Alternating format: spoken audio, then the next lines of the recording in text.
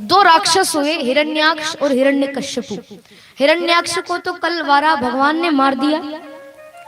हिरण्यकश्यपु उसका छोटा भाई है, उसको पता चला कि मेरे भाई को मार दिया नारायण ने, तो भगवान नारायण से बड़ा बैर था, उसको दुश्मनी थी।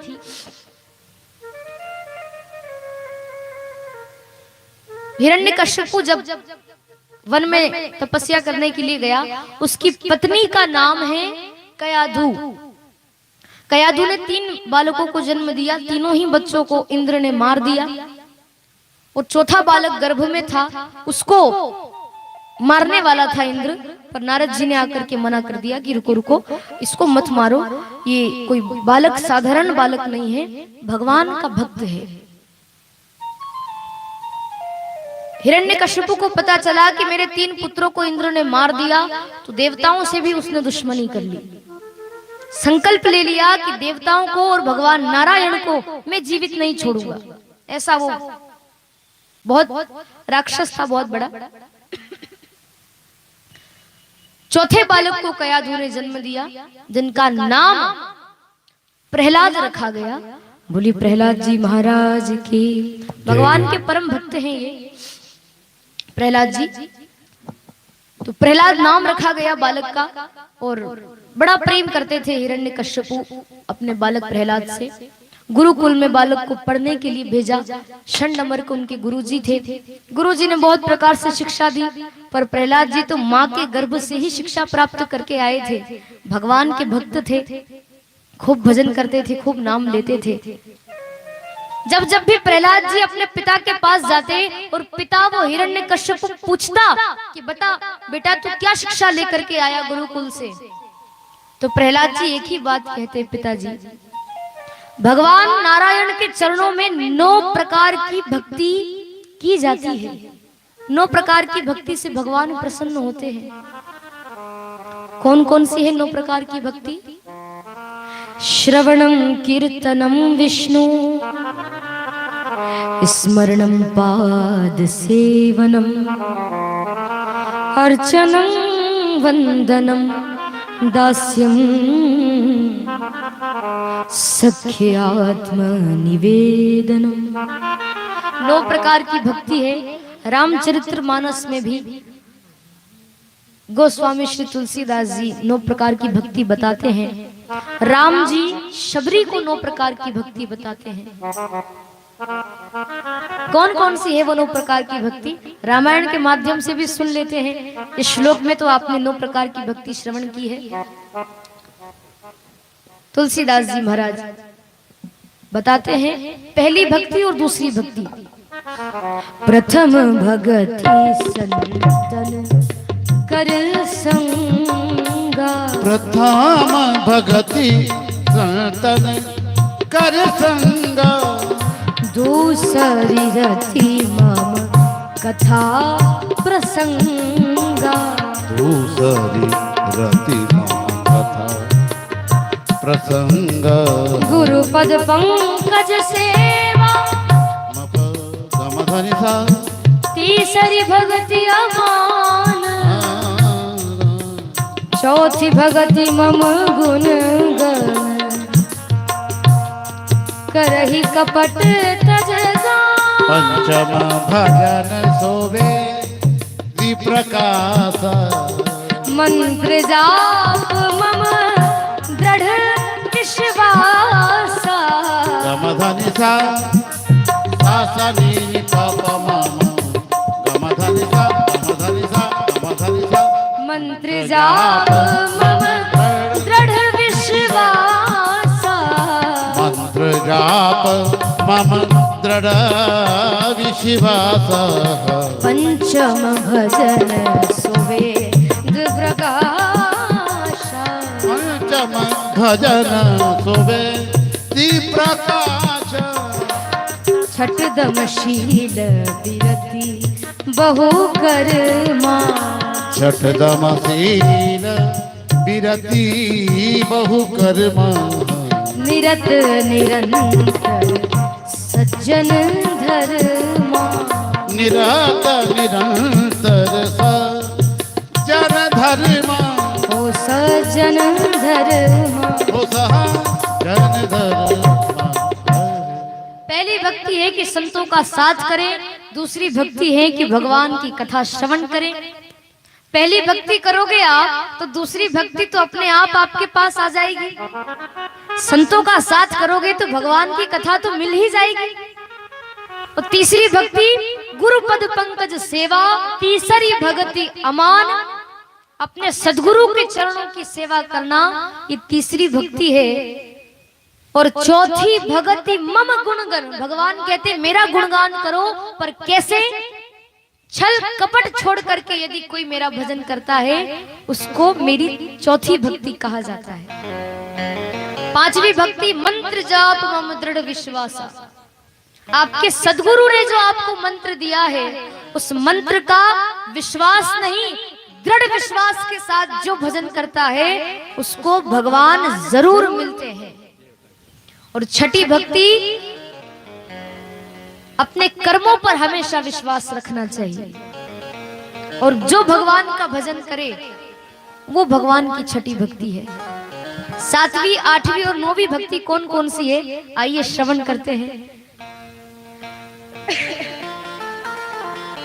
सातम सम मोहि मय जग देखा, सातम सम मोहि मय जग देखा, लेकिन मोते संत अधिक कर लेखा, ते संत अधिक करी लेखा, आठम जथा लाभ संतोषा, आठम जथा लाभ संतोष, सपने हो नहीं देखहि पर दोषा, सपने हो नहीं देखहि पर दोषा, देखहि पर दोषा, देखहि पर दोषा। अगली बार आएंगे तो राम कथा सुनाएंगे। मैं आपको बताऊं, भागवत जी तो खैर अथा सागर है, पर मेरा जो मुख्य वाचन है वो राम कथा का ही है। मैं मुख्य तो राम कथा ही करती हूँ, बाकी YouTube पे भी आप देखोगे तो अधिकतर राम कथा है, भागवत कथा नहीं है। क्योंकि भागवत जी तो अभी अभी शुरू की है, मुझे 1.5-2 साल हुआ है, पर राम कथा तो 2010 से कर रही हूँ मैं, तो मुझे राम कथा का थोड़ा ज्यादा लगाव है। बहुत आनंद आता है राम कथा में खैर, और आप लोग बैठे ही हैं जानकार, तो ऐसे भक्त यदि मिल जाए तो 3 घंटे के, हम तो 30 घंटे ही कथा कर दे लगातार। ऐसे भक्त मिलना चाहिए। एक बार सभी भक्तों के लिए ताली बजाएं। बाबा जी को बिठा लीजिए, आप इनको बिठा लीजिए। सातवीं भक्ति है कि जहां तक संसार दिख रहा है, पूरे संसार में आप मुझे देखो, पर मोते संत अधिक करी लेखा, मुझसे अधिक संत को मानो, ये सातवीं भक्ति। आठवीं भक्ति कि जितना भगवान ने आपको दिया है उसी में संतोष रखे, स्वप्न में भी किसी का बुरा नहीं देखना, ये आठवीं भक्ति। और आखिरी और नौवीं भक्ति श्रवण कर लीजिए, फिर भागवत जी में प्रवेश करेंगे। नवम सरल सब सन छलहीना, नवम सरल सब सन छलहीना, मम भरोस ही हर्ष नदीना, नमा भरोस ही हर्ष नदीना, नवम एक हो जिनके हो ही, नवम एक हो जिनके हो ही, नारी पुरुष सचराचर कोई, ओ नारी पुरुष सचराचर कोई, सचराचर कोई, सचराचर कोई। नवम सरल सब सन छलहीना, नौवीं भक्ति में आप सरल रहोगे, छलहीना रहोगे। और मम भरोस, भगवान कहते हैं कि जो मेरे भरोसे रहता है उसका तो फिर बेड़ा पार होना ही है। और 9 प्रकार की भक्ति जो आपको बताई भागवत जी में भी, श्रवणम कीर्तनम विष्णु, स्मरणम पाद सेवनम, अर्चनम वंदनम दास्यम सख्य आत्मनिवेदनम, पूरा अपने आप को भगवान को समर्पित कर देना, उसको भक्ति कहते हैं। और 9 प्रकार की भक्ति में से किसी प्राणी में, चाहे वो स्त्री हो, पुरुष हो, बच्चे हो, बुजुर्ग हो, कोई भी हो, उनमें एक प्रकार की भक्ति भी यदि आ जाती है तो भगवान कहते हैं कि वो मेरे धाम को चला जाता है या उसको मैं मिल जाता हूं। जिनके पास भगवान की भक्ति आती है। तो प्रहलाद जी ने 9 प्रकार की भक्ति बताई। हिरण्यकश्यप बड़ा क्रोधित होने लगा कि ये जिस नारायण का नाम बार बार लेता है वो मेरा शत्रु है, मेरा दुश्मन है। वो शंडमर के गुरु जी को चिल्लाने लगा वो हिरण्यकश्यप कि ऐसी शिक्षा देते हो तुमको पता नहीं वो नारायण वो मेरा दुश्मन है और मेरे दुश्मन का नाम मेरे आगे लेता है। कोई भगवान भगवान नहीं है, मैं ही भगवान हूं बस। प्रहलाद जी को बहुत प्रकार से मारने की कोशिश की, कहीं हाथी के नीचे कुचल देते तो कहीं अग्नि में जलाने की कोशिश की, पहाड़ पर से उनको बहुत ऊंचाई से फेंक देते, पर जाको राखे साईया मार सके ना कोई। जिनका रक्षक स्वयं परमात्मा हो उनको कोई नहीं मार सकता। एक दिन प्रहलाद जी से हिरण्यकश्यप कहने लगा कि तू बार बार कहता है कि नारायण का नाम लिया करो, भगवान के सिवा कोई किसी का नहीं होता, बता कहां है तेरा नारायण। प्रहलाद जी कहने लगे कि पिताजी मेरा नारायण तो सबके अंदर है, आपके अंदर भी है, मेरे अंदर भी है। हमारे अंदर बोलने की शक्ति, खाने की शक्ति, चलने की शक्ति, नाचने की शक्ति, सुनने की शक्ति, सूंघने की शक्ति, हर प्रकार की शक्ति वो परमात्मा देता है जो अंदर बैठा हुआ है। और आप जो बोल रहे हो ना, ये शक्ति भी तो वही दे रहा है, सबके अंदर है, वो तो सब जगह विद्यमान है। हिरण्यकश्यप कहने लगा कि जब सब जगह है तो क्या इस खंबे में भी तेरा परमात्मा है? तो प्रहलाद जी ने दावे के साथ कहा कि हाँ, इस खंबे में भी मेरा भगवान रहता है। हिरण्यकश्यप ने गदा का प्रहार जैसे खंबे में से किया, खंबे में से नरसिंह भगवान खंबे को फाड़ करके प्रकट हो जाते हैं। बोली नरसिंह भगवान की, नारायण भगवान की। नरसिंह भगवान प्रकट हुए, जोर से हुंकार मारी भगवान ने। हिरण्यकश्यप का और नरसिंह भगवान का युद्ध शुरू होता है। भगवान जब प्रकट हुए थे तब सुबह थी, गर्जना करी ना भगवान ने। भगवान जब प्रकट हुए तब सुबह थी, लेकिन युद्ध होते होते शाम हो गई। तो नरसिंह भगवान और हिरण्यकश्यप का युद्ध चलने लगा, युद्ध होते होते शाम हो गई। नरसिंह भगवान ने हिरण्यकश्यप को अपनी गोद में उठाया, उसके घर की दहलीज पर भगवान बैठे और उसको अपनी गोद में भगवान ने लेटा दिया।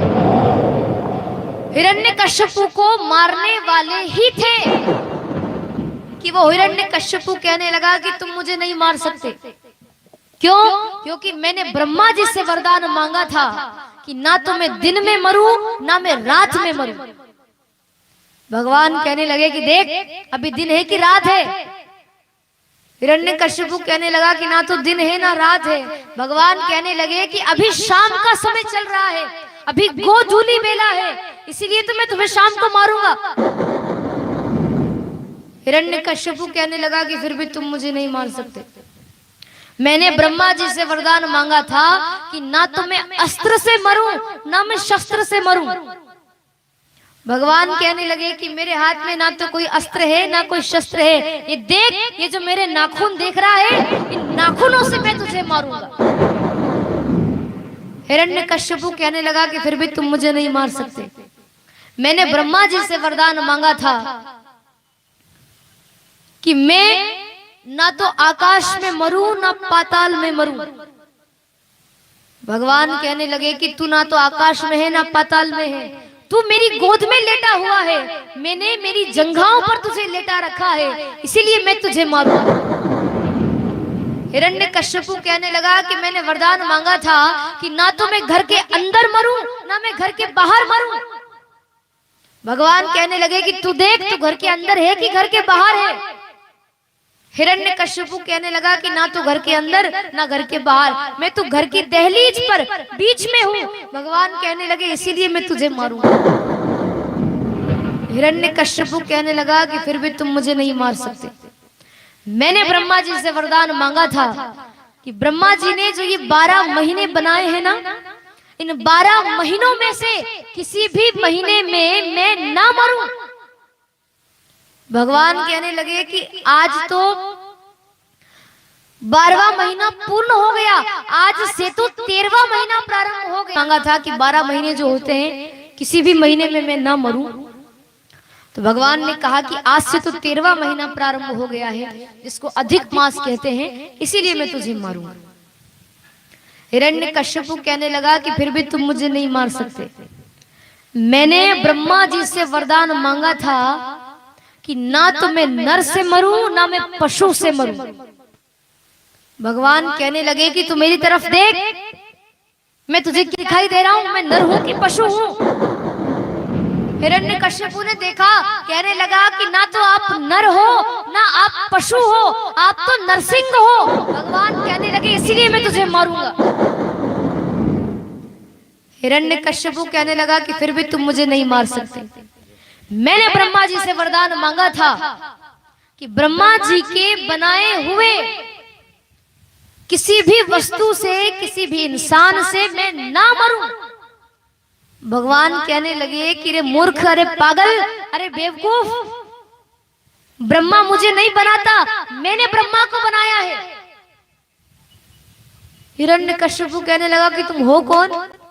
भगवान कहने लगे कि मैं वही नारायण हूँ जिसको तू कहता है ना कि वो मेरा शत्रु है, मेरा दुश्मन है, मैं वही तेरा दुश्मन हूँ। और ब्रह्मा क्या मुझे बनाएगा? मैंने ब्रह्मा को बनाया है, इसीलिए मैं तुझे मारूंगा।